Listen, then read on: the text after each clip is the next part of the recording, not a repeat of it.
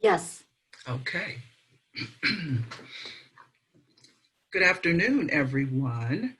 I am so honored to continue my work with your office, and I want to thank you for your commitment to defend and protect the rights, liberties, and dignity of those accused of crimes who cannot afford to retain counsel.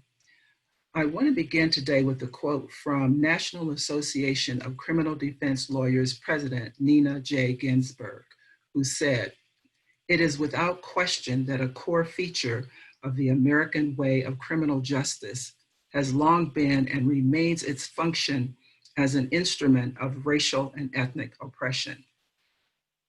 The vast and indefensible racial and ethnic disparities in the criminal justice system, from disparate policing practices like stop and frisk, money bail, and the pre-trial process to implicit bias in charge and case disposition, sentencing, and the collateral consequences of conviction are well documented and are on display each and every day for anyone who cares to look."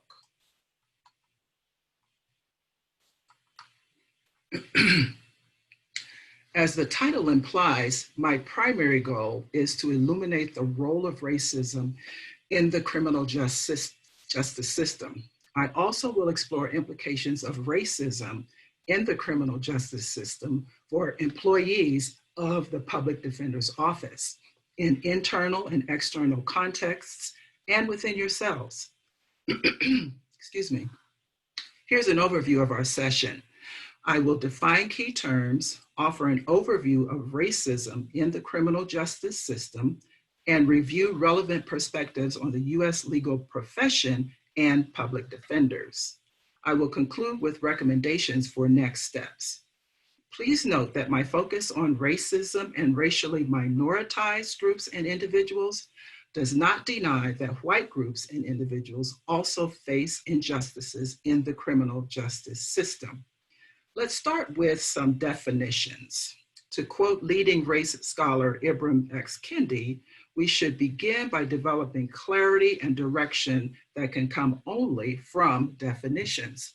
And also, I'm confident that a lot of what I will share today you are familiar with, and I encourage you in that case to consider this a timely review. Let's start with race. Race is a social and political construction with no inherent genetic or biological basis, used by social institutions to arbitrarily categorize and divide groups of individuals based on physical appearance, particularly skin color, ancestry, cultural history, and ethnic classification. It is important to note that race is a construct. Race labels are based more on political, cultural, and social processes than physical differences. You probably know that the Human Genome Project concluded that race does not correspond with biology and genetics.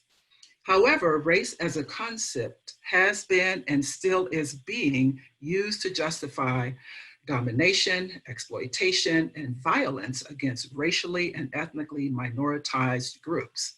Race also helps to promote a sense of superiority for the white race. Race, across history, persons in power created racial hierarchies. Johann Friedrich Blumenbach is one example. He established the most influential of all racial classifications. He cited 5 races, declaring, quote, "I have allotted the first place to the Caucasian because this stock displays the most beautiful race of men."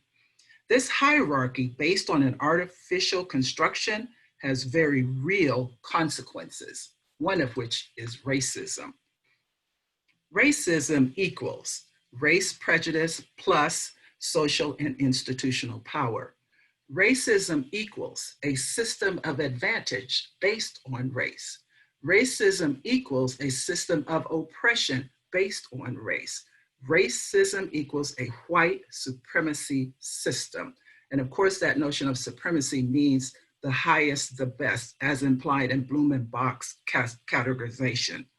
So a crucial point within this definition is that racism is systemic, not individualistic. Racism is supported and maintained both implicitly and explicitly by institutional structures and policies, cultural norms, and values. As you probably know, an abundance of data shows that racism yields racial inequities and disparities in every sector of private and public life, including politics, healthcare, education, income, employment, home ownership, and criminal justice. To elaborate, let's look at some types of racism, beginning with structural racism. Structural racism refers to the ways in which history, public policies, cultural stereotypes and norms, and institutional practices interact to maintain racial hierarchies and inequitable racial group outcomes. So structural racism involves cumulative and confounding effects of multiple institutions and cultural norms, and those produce racially disparate outcomes, regardless of the intentions of the people who work within them. Structural racism lies underneath, all around, and across society in the systems that I mentioned earlier. All of these affect and are affected by the criminal justice system. Research repeatedly reveals racial bias in every stage of the judicial process and during major decision points along the way. National studies, for example, have concluded that the race of the defendant and the race of the victim can both influence decision-making processes and outcomes. A statistical overview illuminates that as the criminal justice system has expanded greatly, the burden of that expansion has disproportionately impacted communities of color. I will share some of those statistics later. Examples within the criminal justice system where structural racism affects outcomes include, and I imagine if we were face to face, you could list them right along with me: policing and profiling, the setting of bail, pretrial release process, plea negotiations, jury selection, sentencing, prison experience, probation, and so forth. The next category is institutional racism.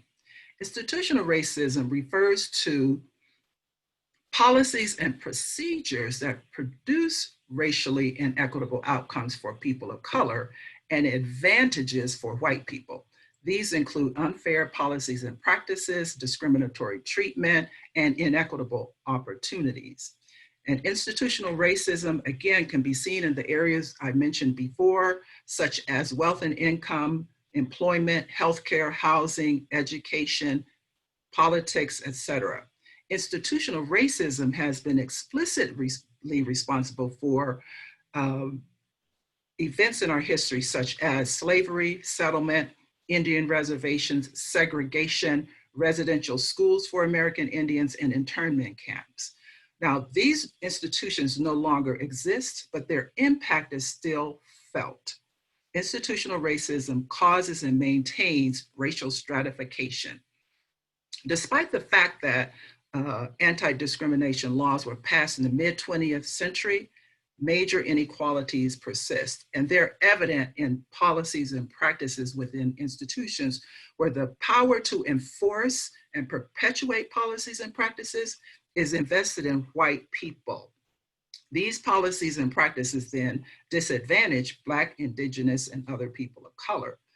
Additional examples include racial profiling by security and law enforcement workers, lending challenges, use of stereotyped racial caricatures such as mascots in sports, underrepresentation and misrepresentation of certain racial groups in the media, barriers to employment or professional advancement based on race. It's important to distinguish institutional racism from the bigotry or racial bias of individuals. Again, the emphasis on system. In education, persistent disparities in expulsion or suspension of Black and brown students occur from preschool to high school. So those are some examples of institutional racism. The next type of racism is personally mediated or interpersonal racism. A system mediated through people by their differential assumptions about the abilities, motives, and intents of others by race, and then their differential actions based on those assumptions. You may know that many scholars refer to this type of racism simply as interpersonal. Dr. Camera Phyllis Jones describes it as personally mediated to honor the systemic nature of interpersonal interactions.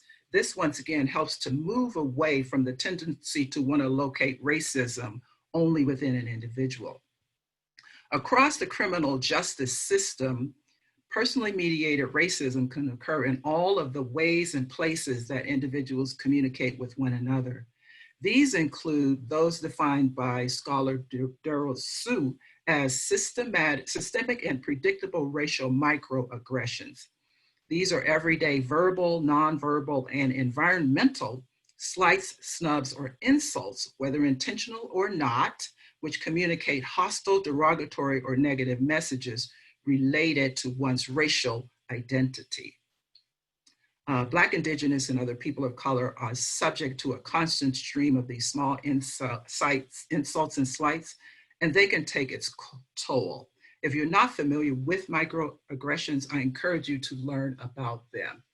I'm confident that some of you, as you look at these on the screen, they're familiar to you as you have personally experienced them and or you have witnessed them as others have endured them.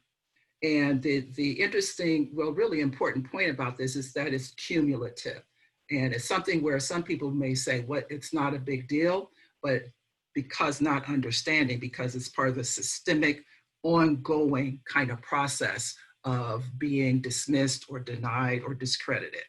Some other examples include being mistaken for a lesser position, for example, being mistaken as someone lower on the organizational chart, which is by no means meant to demean the person in that other role, but rather to indicate that there's a sense that you don't belong in the higher point in the organizational chart.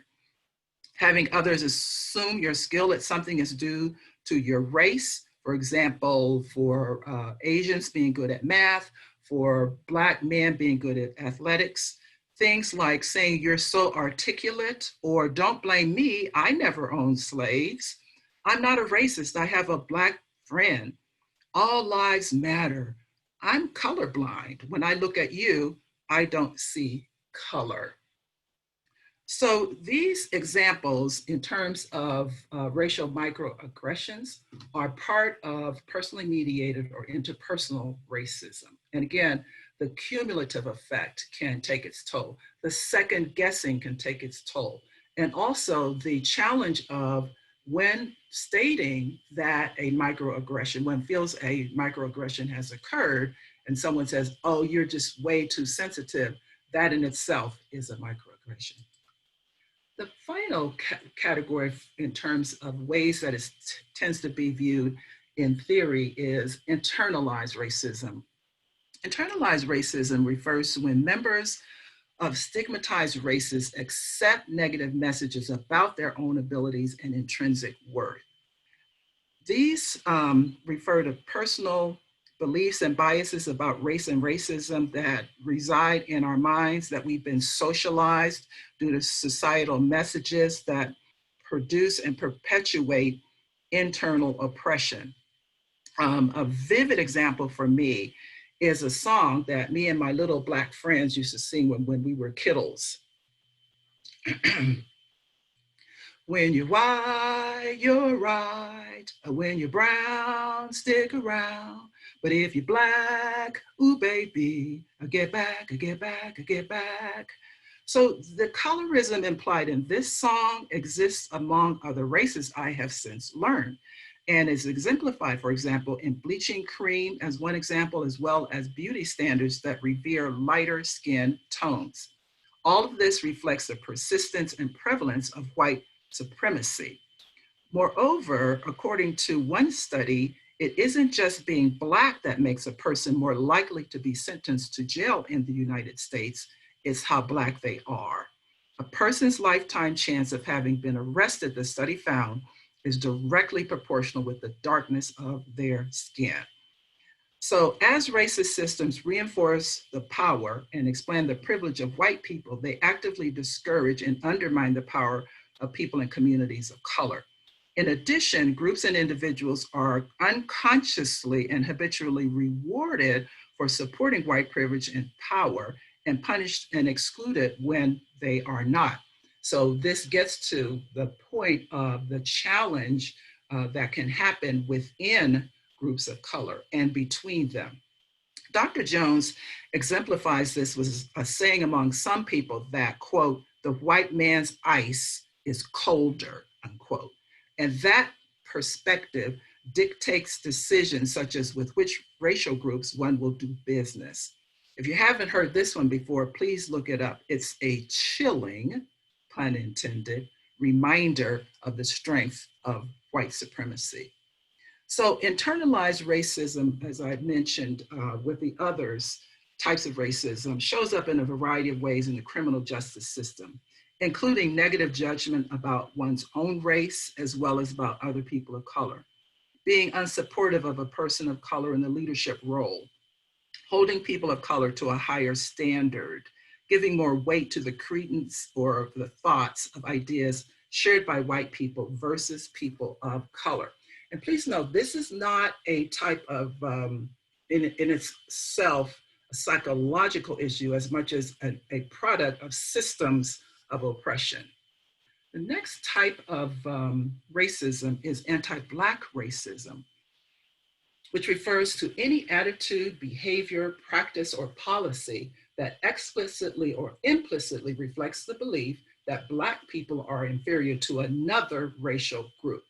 Anti-Black racism is reflected in interpersonal, institutional, and systemic levels of racism, and once again is a product of white supremacy. African American Studies professor Frank B. Wilderson contends that in the larger society, Blackness still is inextricably tied to slaveness.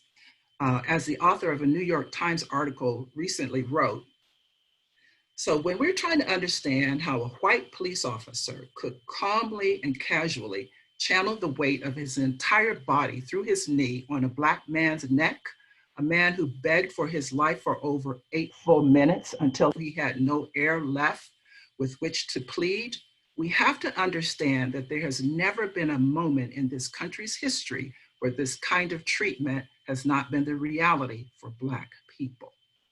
And indeed, death row inmates have alleged blatant anti-Black racism in jurors. For example, one juror stated in a sworn affidavit that, quote, I have wondered if Black people even have souls. Within this particular case, other jurors had similarly referred to anti-Black racism, for example, by considering a Black man's conviction as an example to other Blacks who kill Blacks. This type of racism is perpetuated by white people as well as non-Black people of color who believe that they are superior to Black people. And please understand, this can be implicit or explicit in terms of ways we've all been socialized to this racial hierarchy in the United States. I have been so pleased to see many Latinx and Asian and Native American and other groups and individuals making strong, explicit commitments to the Black Lives Matter movement, which I see as a sign of progress in this line. So as we think about these various types of racism, I agree with Angela Davis, who says, in a racist society, it is not enough to be non-racist. We must be anti-racist. And anti-racism refers to an active process of identifying and challenging racism by changing systems, organizational structures, policies, practices, and attitudes to redistribute power in an equitable manner. Because racism is deeply embedded, we need to take systemic actions based on the inequities that racism has generated. And to redistribute power, we must focus on equity, which acknowledges and addresses the reality that some racial groups have more advantages than others due to racism, and they have had them for generations, and there are generational impacts and implications of that on all of us in terms of our racial identities. Equity efforts work to correct such differences between groups. Equality, or treating everyone the same, ignores historical and structural factors that generate inequities. Therefore, our goal should be to use anti-racism and to strive for racial equity. Racial equity is the condition that would be achieved if one's racial identity no longer predicted in a statistical sense how one fares. By the way, racism has been defined as a social determinant of health. That is, from inception to grave, racism impacts the quality and even the length of one's life. So when we use the term racial equity, we're thinking about racial equity as one part of racial justice. And thus we also include work to address root causes of inequities, not just their manifestation. This includes, once again, elimination of policies, practices, attitudes, and cultural messages that reinforce differential outcomes by race, or that fail to eliminate them. Now that I have defined some key terms, let's look at the current status of the criminal justice system within the United States.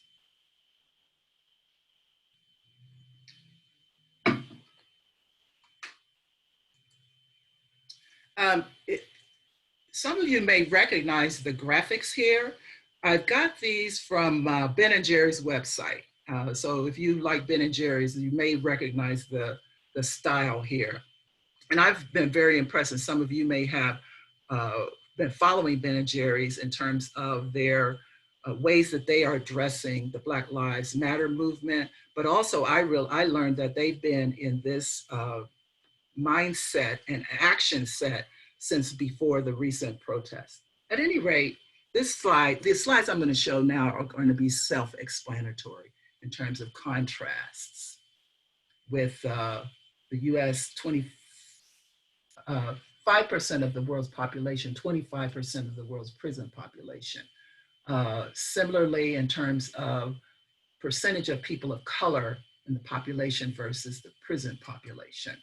And also, particularly relevant to the work that you all do, most people in prison are poor, and the poorest are women and people of color. And again, the premise here is that this stems primarily from racism, the various types of racism that we're looking at today. This next slide is another one that explains how what happens and part of how institutions overlap and the implications for one's entire life that can happen at one moment along the way and change the course altogether. The US criminal justice system in terms of Black men versus white men, the school to prison pipeline, national trend wherein children are funneled out of public schools and into the juvenile and criminal justice systems. The disparity actually begins in preschool, where 48% of preschool children suspended more than once are Black. I actually can't quite wrap my mind around suspending preschool children of any race, but perhaps I need to learn more about what's involved there. Also important to note is that the ways that data are presented or misrepresented really do not present a full case as we think about Black, Indigenous, and other people of color and the criminal justice system. So criminal justice data, of course, uses racial and ethnic categories to break down the ways that racial identities are represented across the various categories of the criminal justice system. But beyond these categories lies the elusive quote unquote other designation, which tends to lump together Asian Americans, Pacific Islanders, Native Hawaiians, American Indians, and Alaska Natives. However, the census data revealed disproportionate incarceration rates for these groups are not negligible.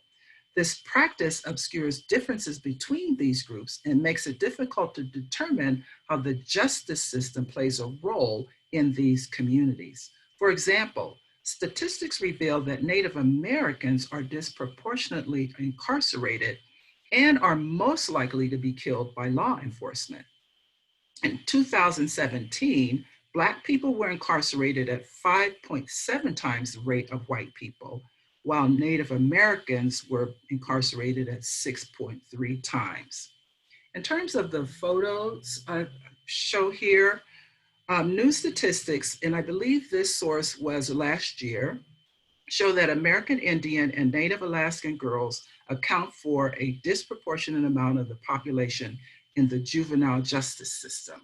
The second picture is from an Alabama prison where judges said the court could not force Alabama to accept inmates with long hair, even though prisons across the country had done so safely. Those inmates had told the court that their long hair has deep religious significance and they wanted to keep their hair unshorn because of their beliefs. And note here why it is important, as I briefly provided a sense of history and how first of all, the ways that people and systems and structures engage in racism, but also how they are similar across time in terms of actually cutting someone's hair and altering their appearance in order to meet a particular standard. And out of fairness, I must note that the persons at the prison said that they were concerned in terms of hygiene. I just needed to report that's what they said. Another area that we don't tend to have as much data reported anyway or readily available is related to the criminal justice system and immigration. 1 in 4 children in the United States have at least one immigrant parent. And I believe this data was from also from last year or 2018. 24 million immigrants in the United States have lived here for 15 years or more. Thus, they are members of US communities. Detention and deportation practices are threatening that community stability. And part of this is based on widespread assumptions as well as a lot of rhetoric that the growth of non-citizens brings higher local crime rates. However, data do not support this at all. Moreover, all too often, non-citizens are overlooked in criminal justice reform proposals. Once they are in immigration custody, they become even more invisible. And immigration detention is a hidden and expanding driver of mass incarceration in local jails. Immigration and Customs Enforcement has shown a steady increase in the number of detainees with no criminal history. All too often, these non-citizens are overlooked and they're made, as I said earlier, further invisible. So it was recently reported, that is in 2019, that Immigrations and Customs Enforcement jails more than 50,000 immigrants daily, an all-time high and a number likely to grow as ICE has asked for more funding for their daily detention rate. While some immigrants are detained in for-profit prisons, it's increasingly being carried out through contracts with local jails. Let's take a brief look at the state of Colorado. Roughly half of, first of all, note that roughly half of Colorado offenders released from state prison will return within 3 years. And Boulder County DA said that that number places us in the bottom 10 in the nation. Now, although the good news is that state legislature is taking criminal justice reform head on. And you note in this chart that Colorado, even though we're considered a relatively progressive rate, has an incarceration rate that is more than double the rates of the United States' closest international allies. And this is according to the Prison Policy Initiative. So some relatively current statistics in Colorado. This is from the Colorado Division of Criminal Justice dashboard.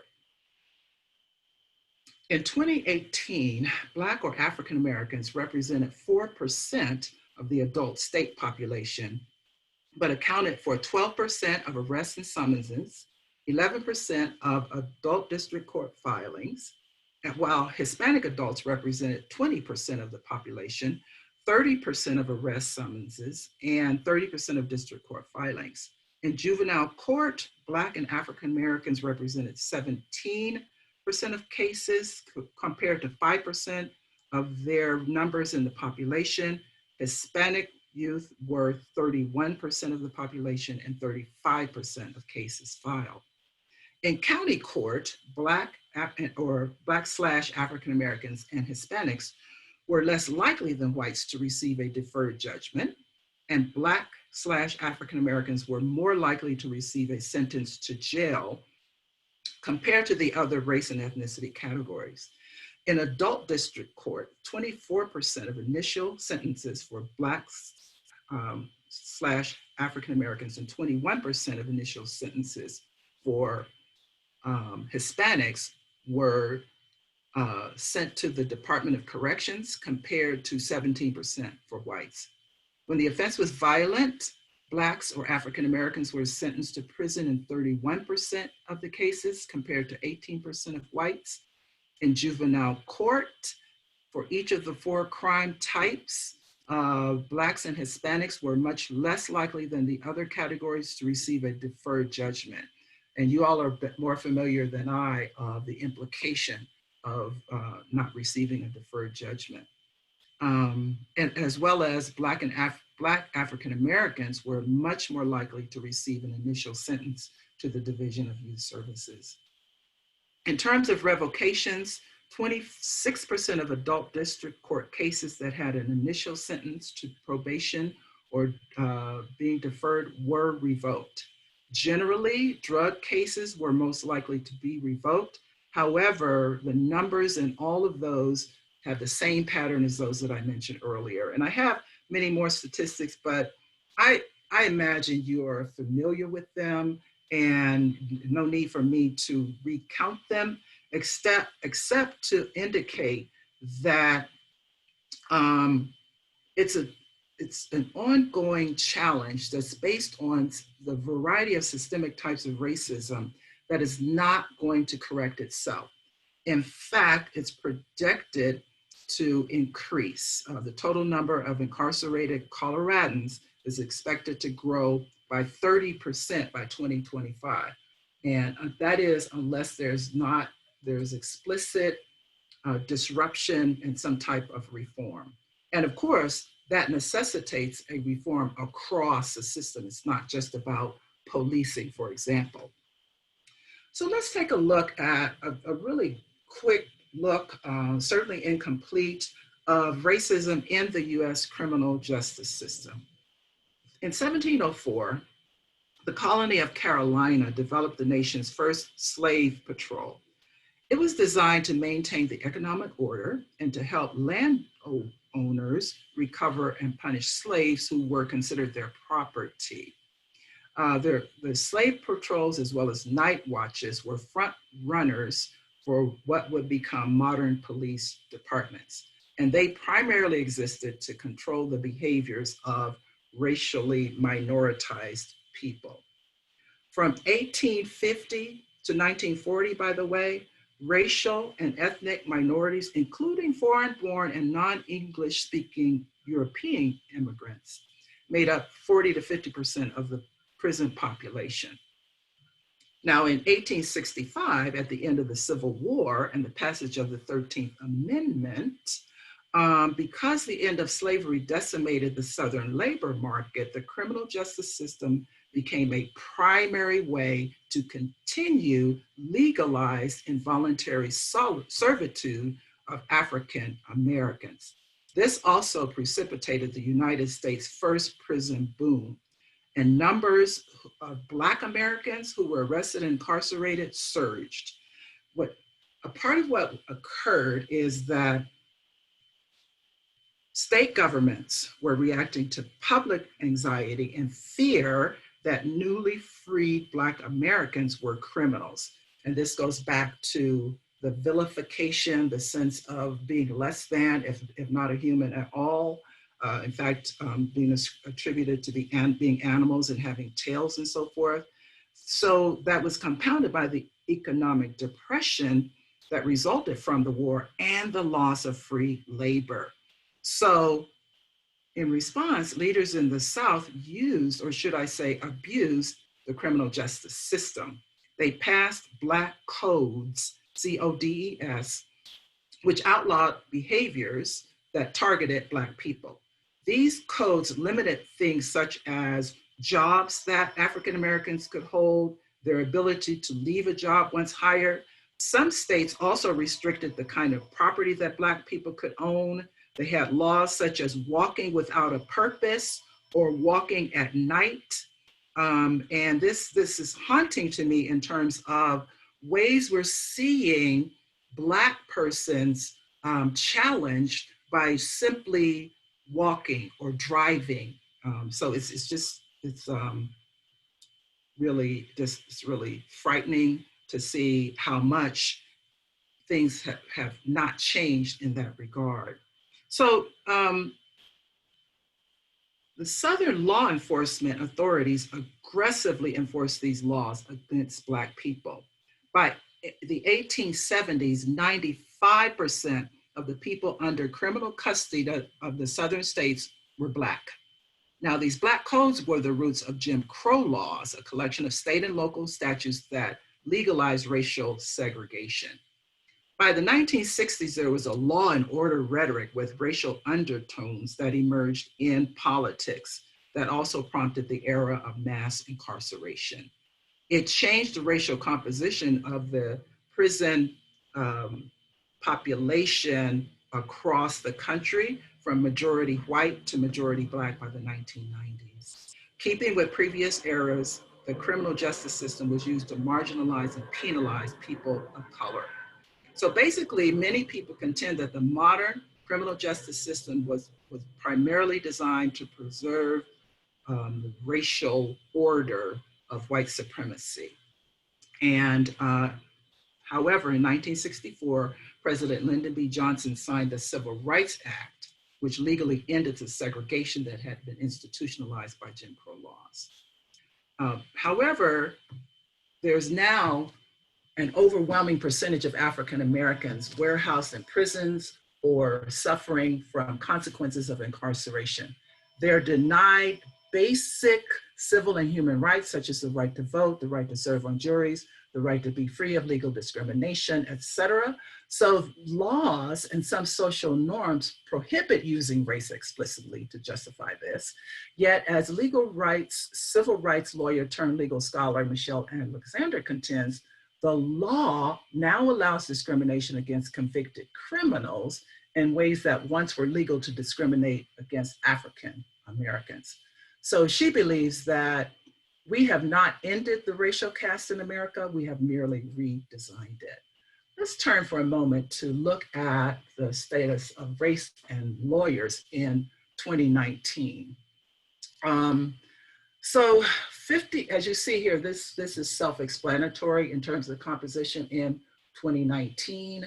Most notable is that none of these percentages have changed over the past decade, even though the overall racial populations in the United States have.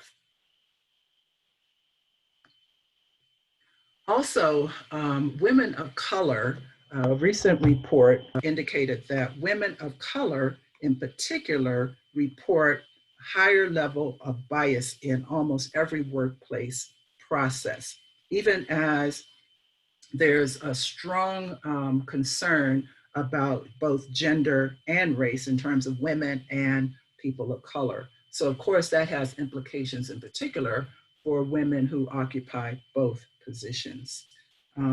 So 58% of women attorneys of color in one new study called You Can't Change What You Can't See, and half of white women lawyers surveyed say they've been mistaken for administrative staff or janitors.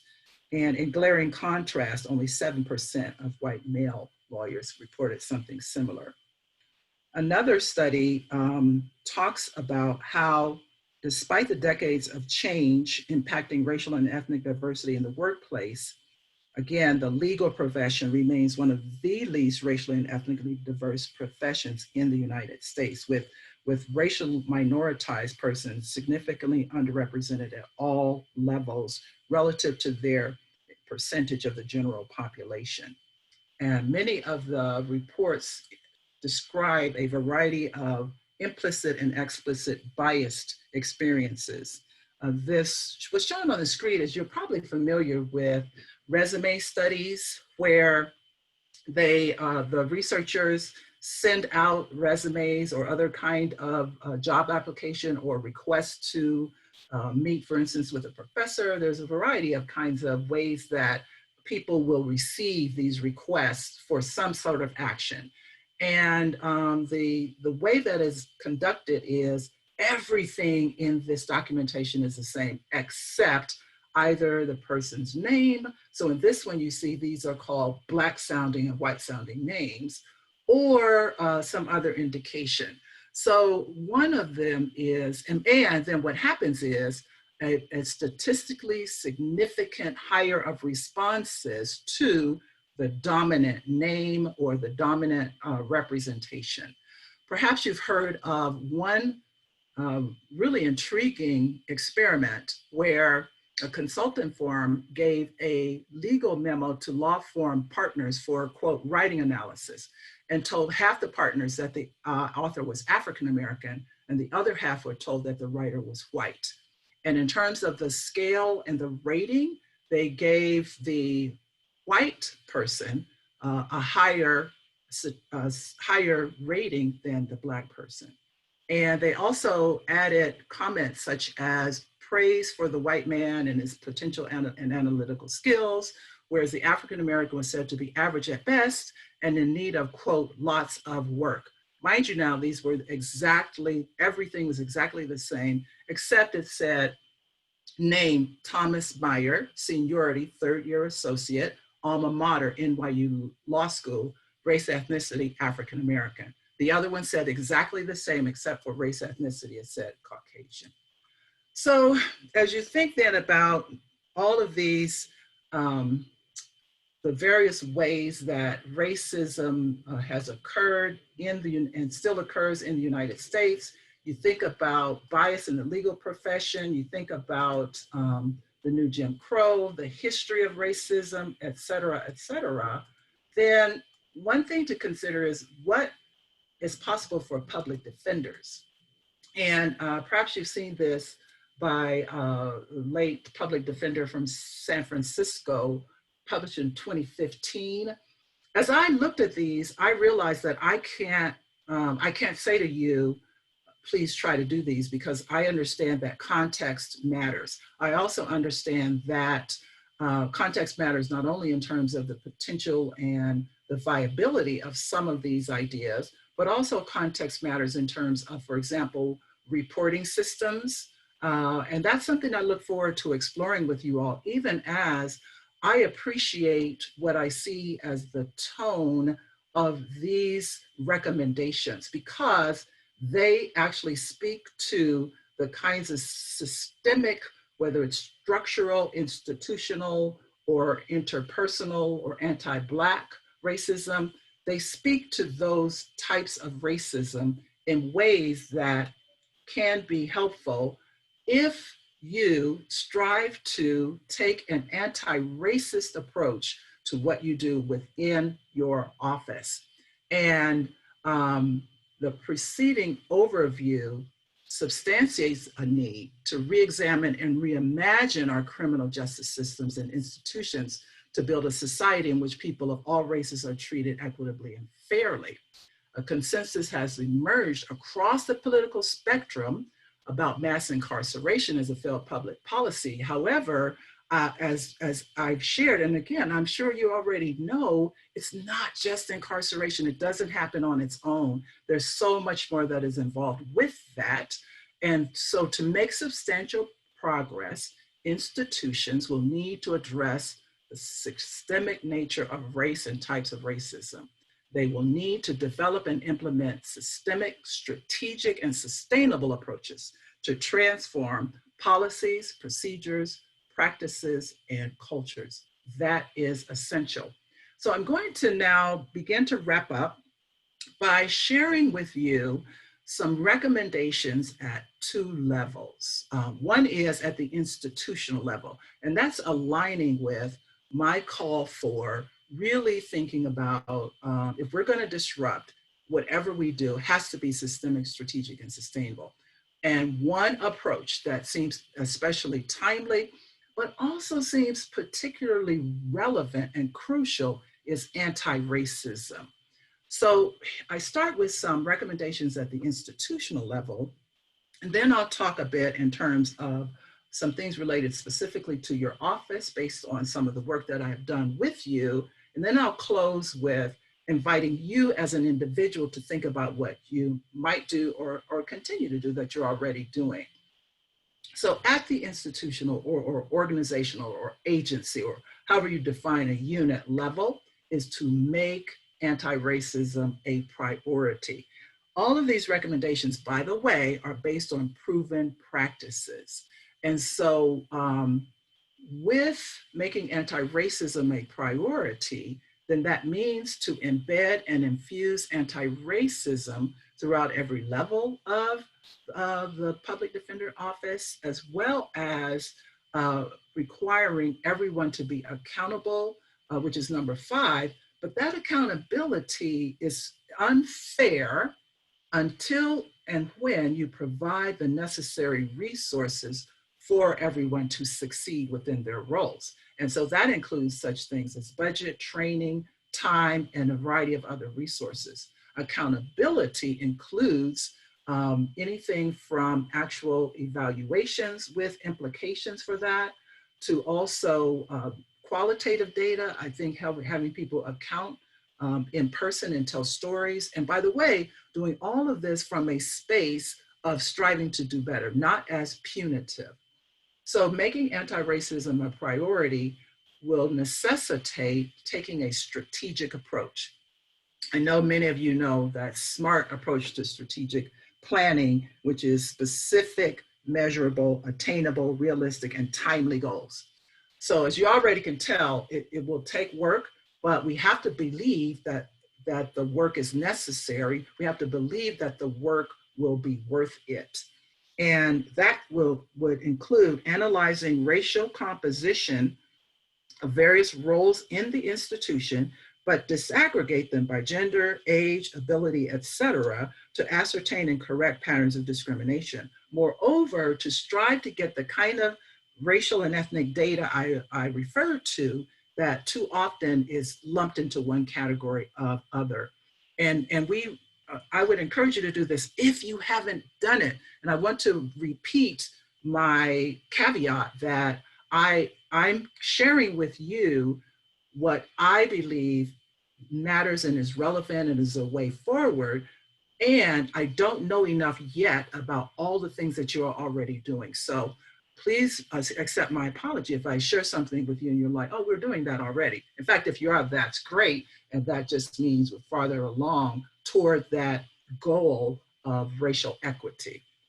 So I was saying about analyzing racial composition to ascertain and correct patterns of discrimination, and to rely on quantitative and qualitative data.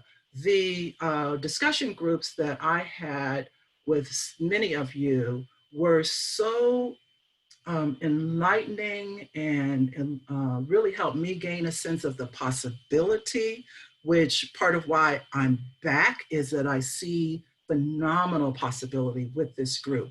And I'm amazed, and I have some other emotions around how our society suddenly seems to be really wanting to transform itself around racism, but I'm cautiously optimistic because I'm concerned that it's not going to last. And I'm hoping that we will last, that we will take some of these steps regarding a strategic approach to anti-racism. Now, here are some recommendations that I believe we shared with you after I had the privilege of meeting with several of you last year, but it bears repeating them here because they're tactical and yet they could be woven into a strategic approach. Professional development. And by the way, of course, we're focusing primarily today on anti-racism, and yet there's so many other things related to anti-racism that including inclusive leadership, implicit bias, which by the way, I just do not recommend any of these as one and dones on their own. They need to be part of a full-fledged package. Also looking at other aspects of non-dominant categories of identity and ways they overlap, paying particular attention to intersecting non-dominant identities, for example, lower class, gay, white men, right? So thinking about the complexities of identities and oppression and domination. Transparency from leadership about what's going on. And I've seen that and appreciate working with your leadership. Thank you so much, Megan and Karen and others. And while I'm saying thanks so much, Candace, for your assistance. And I believe Vicky also helped us out. I apologize if I have the name wrong, but I just want to express gratitude for that. Accountability for all employees related to thinking about diversity and inclusion. I should have added equity, mentoring, reading lists and resources. Are you all tricked out about all the resources out there now about racism, anti-racism, white privilege, white fragility, et cetera? Well, I believe those kinds of resources are important, even as I believe they need to be part of systemic, strategic, and sustainable approaches, not just on their own. Affinity groups is another possibility, more connections between offices, increased communication, time and space to dialogue, and improve recruitment, hiring, retention, and advancement processes, especially for persons of color, but not limited to them. And I believe it's important to, in terms of inclusion, we are always thinking about everyone. There are just times, however, when we absolutely need to foreground and put more attention on certain groups due to the kinds of persistent, pervasive inequities that without that attention are not going to correct themselves. And in fact, the advantage for the other groups may grow. So finally, think about, so what can you do? And specifically today, I'm asking you to think about being anti-racist. As Dr. Ibram Kendi noted, being an anti-racist requires persistent self-awareness, constant self-criticism, and regular self-examination. He stated there's no neutrality in the racism struggle. So in order to continue, because perhaps you already are, I'm inviting you to deepen, whatever that may be. And that's all of us, by the way. Take personal responsibility. Believe that racism exists, and it exists in the ways I described and even more. And as Dr. Kendi said, one either believes problems are rooted in groups of people or locates the roots of problems in power and policies as an anti-racist. So that notion of we're talking systemic change. Understand that unless you're working to eradicate racism, you are helping to perpetuate it regardless of your racial identity. 2, become more mindful, aware of your behaviors and attitudes as well as others. Treat anti-racism as a personal and professional priority. Be open and honest with yourself, learning more, be curious. I'm everything I'm saying to you, I'm doing. So for me is learning so much more about African-American history, but also really intentional around Native American, American Indian, indigenous history in this country, because I have been appalled at how much they are left out. And now I'm just more deeply committed than ever. educate yourself. There's a wealth of related resources now. There are many, many, many, many, many, many more. Speaking of which, how types of racism operate. Have you heard about the little black bookstore somewhere, I believe in middle America? I might be misrepresented. But anyway, this little black bookstore has been inundated with requests for titles related to anti-racism and really overwhelmed by this. And some of the customers are indignant in terms of, well, you're not doing business well, or why don't you have what I need? Which in its own way reflects this sense of kind of entitlement.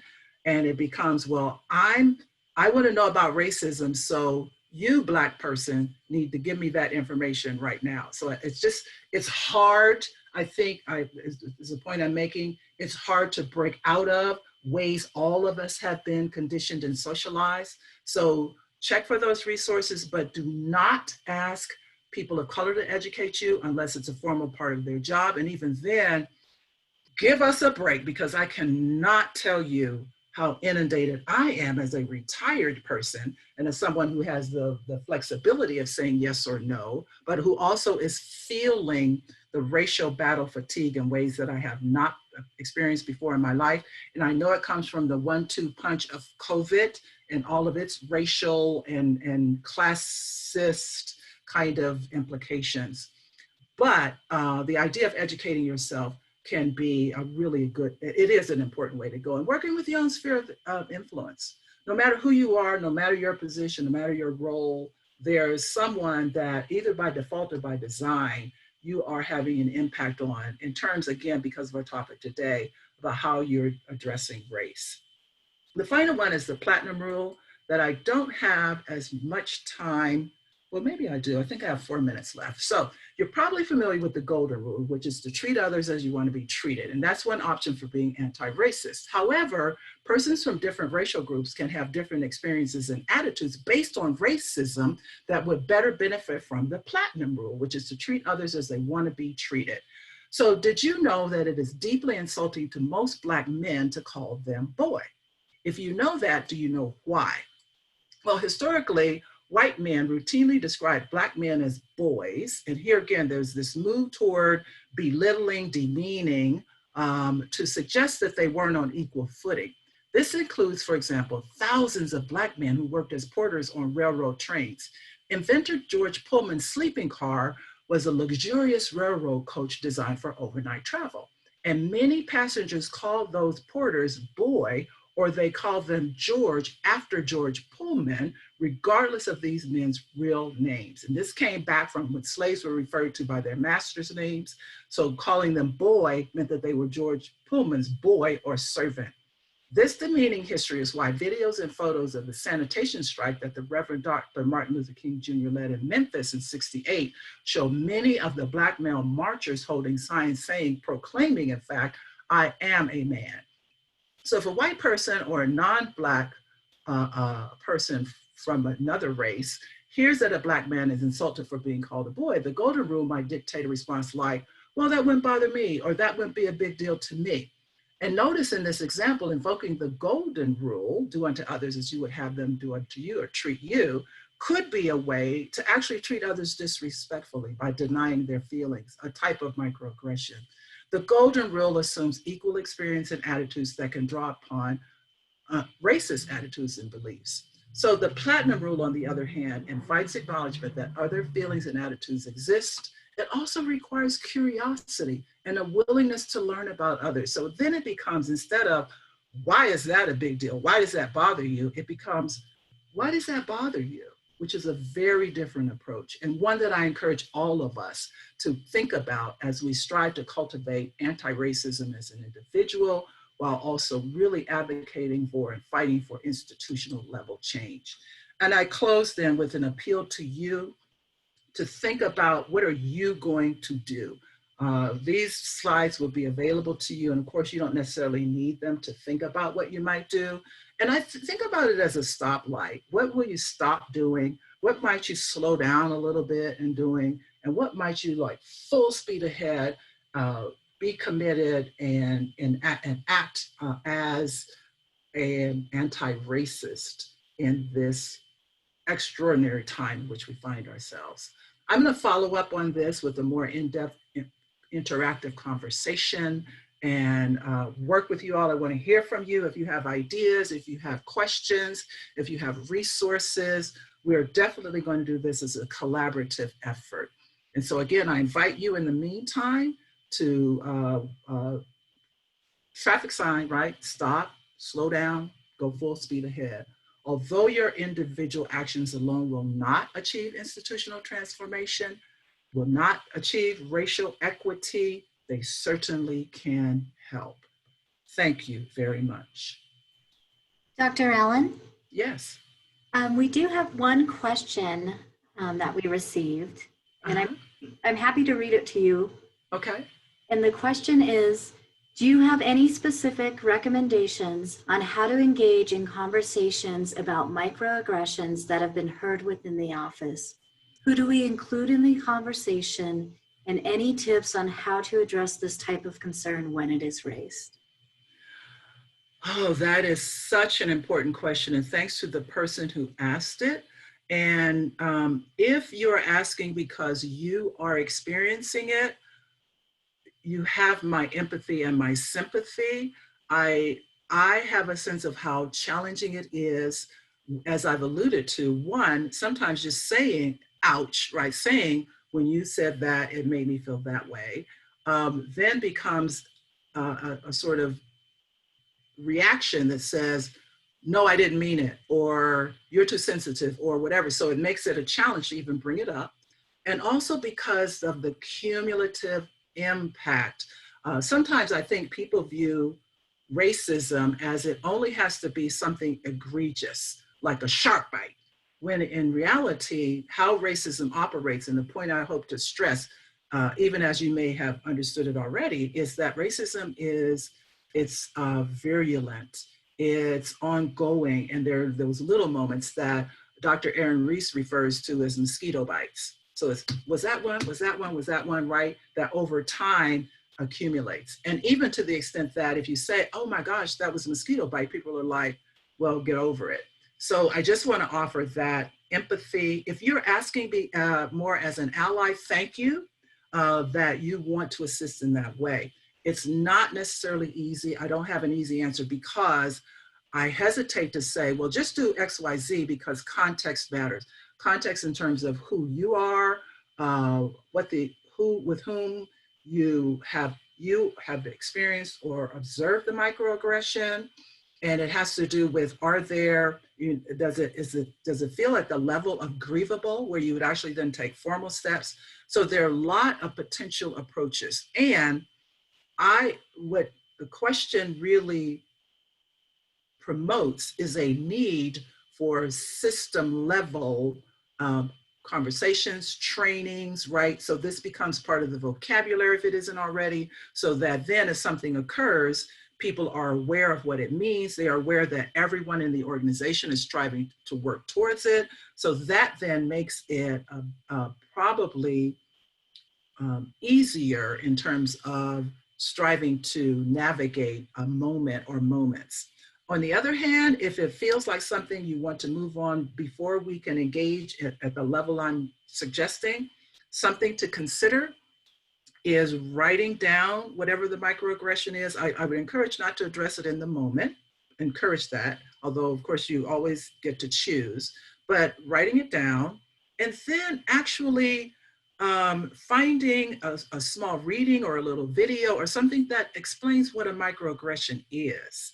And this is both to, unfortunately, provide some credibility for the point, but also to give the person a chance to digest it alone. So it's something you then might email or provide and not be in that moment striving to engage in a conversation. So that's a couple of things to think about. And I appreciate the question because again, even though it's called microaggressions, like supposedly small acts, they are so cumulative. And something we could potentially do is actually to look to see if there are any environmental microaggressions or racial microaggressions, or ways that we're seeing. Some people probably view them more as macroaggressions of things like statues and other representations that really become reminders of either one's place, quote unquote, in the hierarchy, or horrific history. So thank you again for that question.